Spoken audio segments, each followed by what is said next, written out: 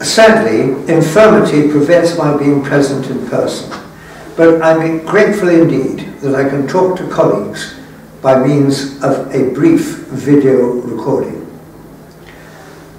I've had a very lucky life. One aspect of this has been the credit I've often received for initiatives and developments that have been primarily the work of others. The formation of the European Resuscitation Council is a good example.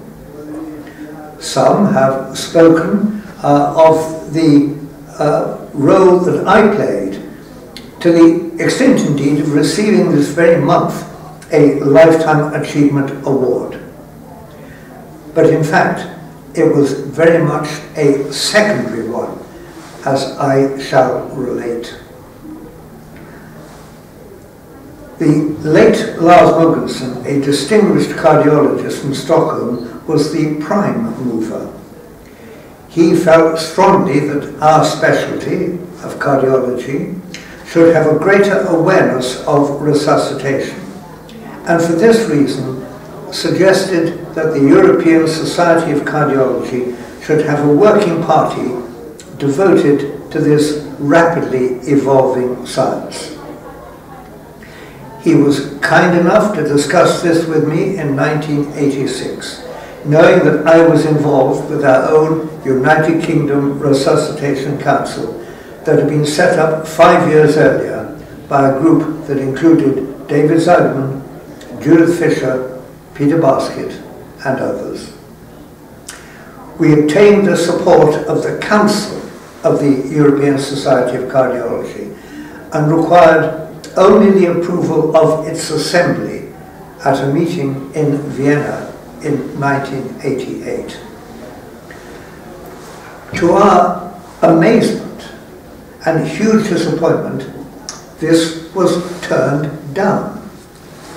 We left the meeting in a dejected frame of mind and went straight into the refreshment tent to drown our sorrows.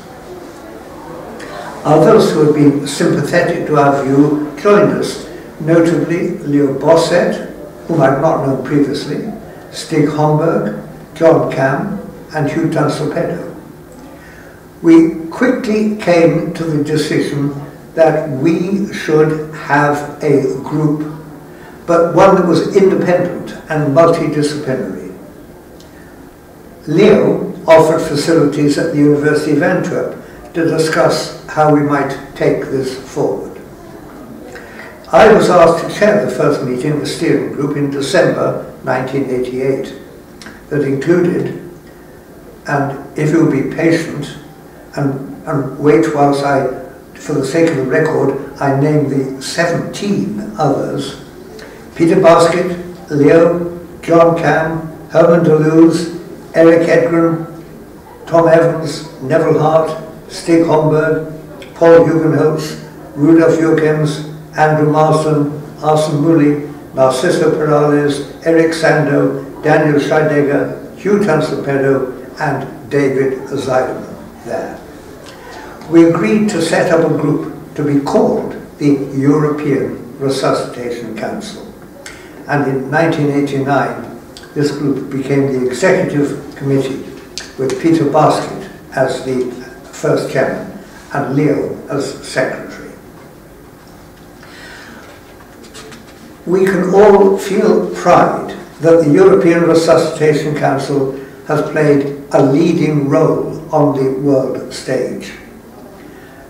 Time does not permit to a discussion on how it became integrated into the International Liaison Committee on Resuscitation, thanks to the help from the American Heart Association and Richard Cummings in particular. But importantly, it retains a high degree of autonomy so that it can work to address the needs of Europe that are inevitably somewhat different from those in other parts of the world.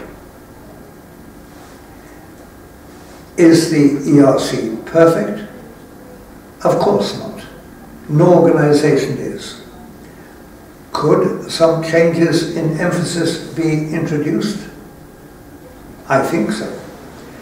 Why, for example, have the recommendations for basic life support been the same for healthcare professionals as for the lay public?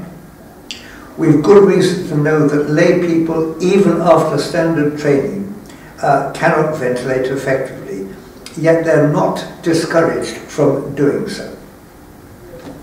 Why has nobody taken note that I have tattooed on my chest no adrenaline except for anaphylaxis? That's in relation to the current dosage recommendation. But I do understand that full compliance must await my becoming world dictator, an ambition that many of you will suspect I still cherish. But the future can be bright. Even with new knowledge, aid in cardiac arrest can be available much more quickly than is commonplace now. Many avenues have not had the emphasis or coordination that they deserve in this age of technology. Perhaps more importantly, increasing understanding of molecular biology will open up new avenues of research that will reflect better outcomes. As one example, we must not accept as immutable that great paradox that most cellular damage occurs as blood flow is restored as a result of successful treatment. The European Resuscitation Council is hugely respected in the international arena, and rightly so.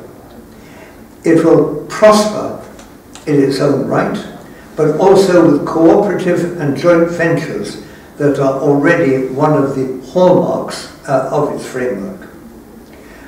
Within the organization, the younger members are taking the reins, and we must rejoice that they do so, because the future is theirs.